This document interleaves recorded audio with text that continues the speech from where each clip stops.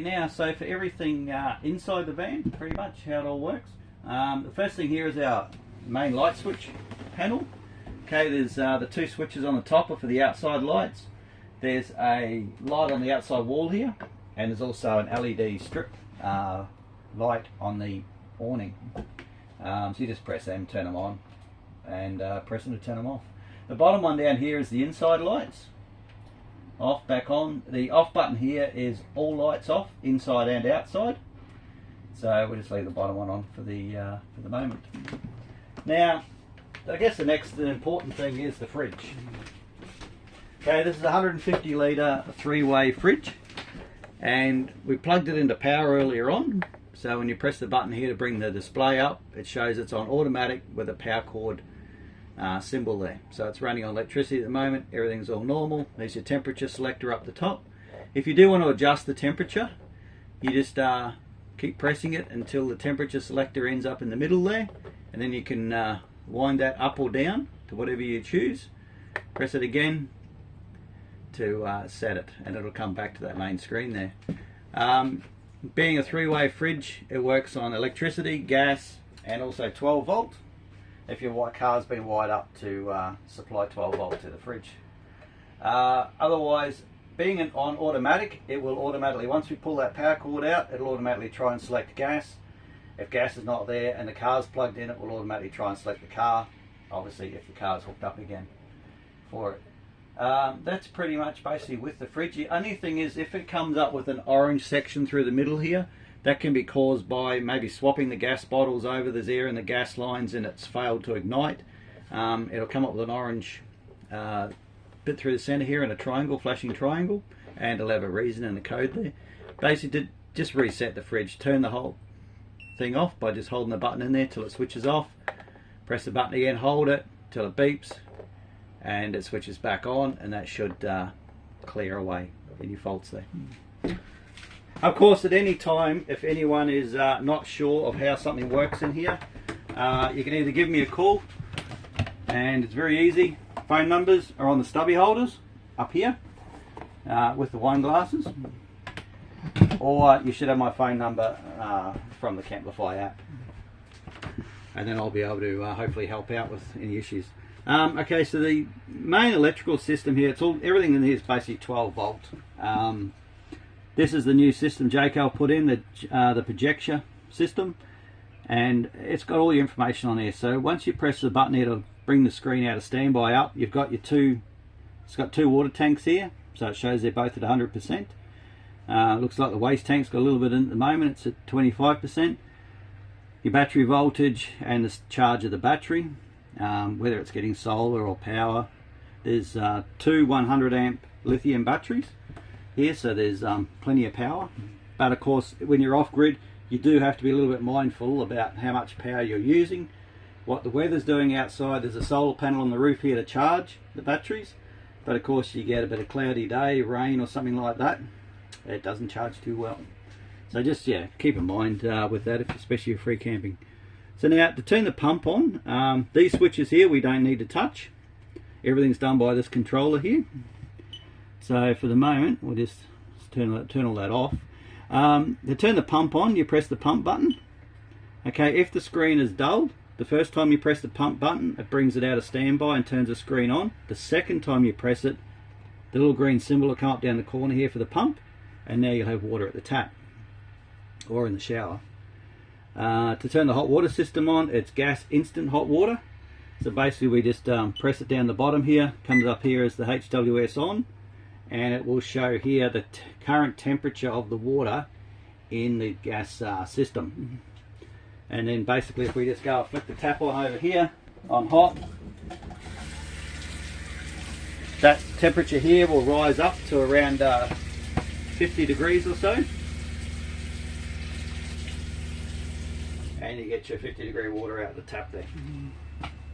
And then to turn it off again, you just press the pump button and press the hot water button, and it shuts all that off. Obviously the stereo is a stereo, same as every car since about 1970. The other things here, we've got, I suppose, the stove. You just got to make sure this lid is all the way up. Otherwise, if it comes back to so far, it's got a safety switch for the gas and it'll shut the gas off. So it's got to be hard up.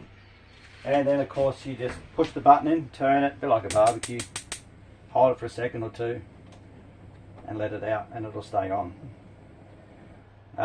There's also the grill underneath here, the grill tray and a little handle there to hook into here to grill stuff or make your toast.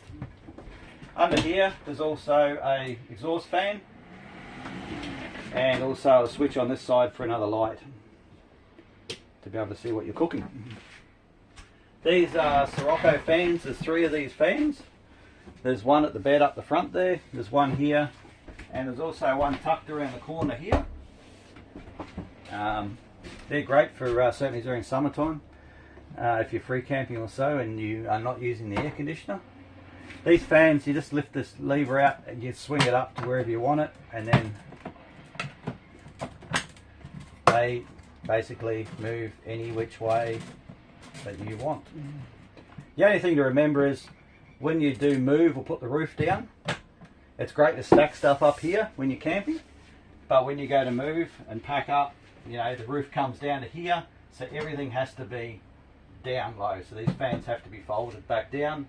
The ones on the bed, they need to be folded against the wall so the mattresses don't hit them. Also the toilet and shower. Okay, obviously the shower's just got its mixer there, stock standard. Up here you've got a wind up vent for the roof, and there's a fan there too, and you've got the light here to see what you're doing. Got a curtain here you can pull around for a bit of extra privacy or to stop the water splashing out if you're using the shower. But basically the toilet, very simple, is once you lift the lid up here, okay, you flick the lever across, that opens the flap into the waste holding tank. You do what you're going to do, and then you just press the flush button. Once all the water's gone down from the flush, you can then close the flap again to keep the stink down there and not up here. Close the lid. There's a 20 litre holding tank there. Once that tank gets full, a little red light will come on here, indicating that it's for someone to go and empty the waste holding tank. There's also a little hand basin here that folds down with hot and cold water. Very, very slow to drain these, so you've sort of got to give it a little while to get the water to go down the plug hole there, but it's there to use. The real thing inside here, probably I'll show you on this one here, the smallest window. On all the windows they've got these fly screens on them that you can just lift the little lever up and it slides up, and then you can open the window and push it out to wherever you want it. And the fly screen down, or at night time, to stop everyone peeking in, you can slide up the shades on the bottom here to completely block it out. And all the windows are the same. Also inside here you can unzip these parts up here, as well as when I showed earlier on how you can undo all the bed end flies and let the air flow through. Well, we've got the awning there at the moment. You can open these up on all 4 ends and you get a lot of air blowing through and a lot of light.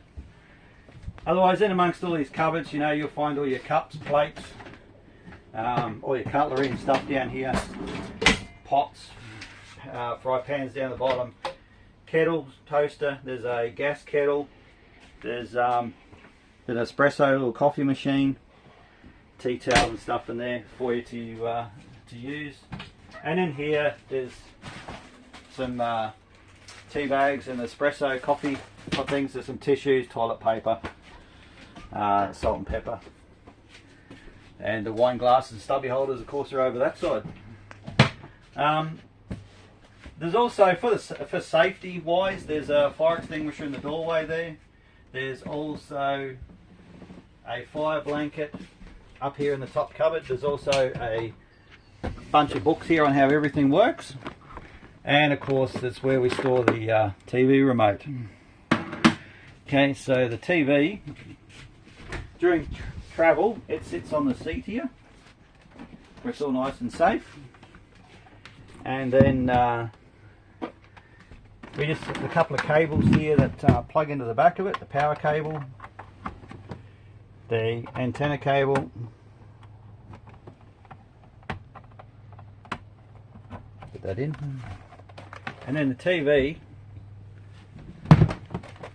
slots into this bracket here, and then you can twist it to whichever way you want it. With the TV, this is the power cord, just going to make sure that's pushed in, and down here this is the aerial cable. There's a little black button here you've got to push in to make sure there's a green light on there. That supplies power to the TV aerial, otherwise it won't work. And then the TV aerial is just up here. Basically it's got an arrow there, you wind it all the way up. Okay, tuning the TV takes a little while to switch on. Basically you just got to press the menu button. It looks like it's already tuned. Auto tuning, press OK, Australia, and then it'll do its tuning. If you do find then a channel that is a little bit jumpy and pixelated and that, it's not tuned quite 100%, you can just pull down on this little wheel here above the handle, and you can turn the aerial slightly until you get a better picture and let it go. However, when you do pack up and go to move, to wind the aerial back down again, you must line up the two little triangle pieces there, and then obviously you just wind the aerial all the way down, and you'll hear it clunk on the roof. And then once it's clunked on the roof there, you'll know that it's down, sitting nicely on the roof. So for the moment, that is everything in here that I can think of that I need to show. Thank you.